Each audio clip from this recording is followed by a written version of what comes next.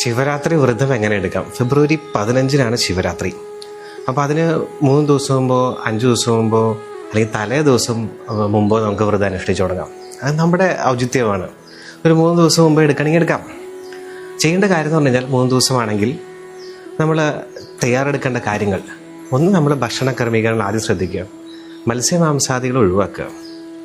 എന്നിട്ട് എന്നാണോ തുടങ്ങുന്നത് അന്ന് മുതൽ രാവിലെയും വൈകിട്ടും ശിവക്ഷേത്രത്തിൽ ദർശനം നടത്തുന്നത് ഏറ്റവും നല്ലതാണ്.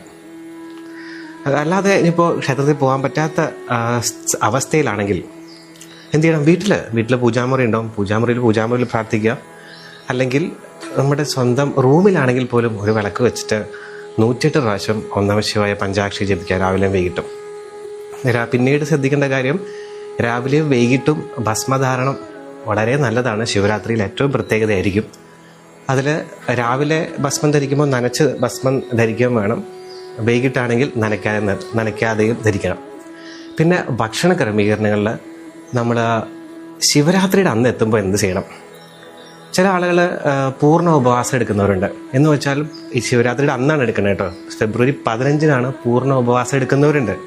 എന്ന് വെച്ചാൽ ഒന്നും ജലപാനം പോലും കഴിക്കാതെ അങ്ങനെ ചെയ്യുന്നവരാണെങ്കിൽ, ചെയ്ത് ശീലിച്ചവരാണെങ്കിൽ മാത്രം അങ്ങനെ ചെയ്യാം. അല്ലാതെ ഒരിക്കൽ അരിയാഹാരം മാത്രം കഴിച്ച് ശിവരാത്രി വ്രതം അനുഷ്ഠിക്കുന്നവരുണ്ട്. അന്നേ ദിവസം ശിവരാത്രിയുടെ അന്ന് ഒരു നേരം അരിയാഹാരം കഴിക്കും, ചോറ് കഴിക്കും, ഭക്ഷണം കഴിക്കും. ബാക്കി സമയങ്ങളിൽ വേറെ എന്തെങ്കിലും കഴിച്ചില്ലെങ്കിലും ജലപാനം കഴിച്ചോ അങ്ങനെ നമുക്ക് പോവാം, ഒരു കുഴപ്പമില്ല.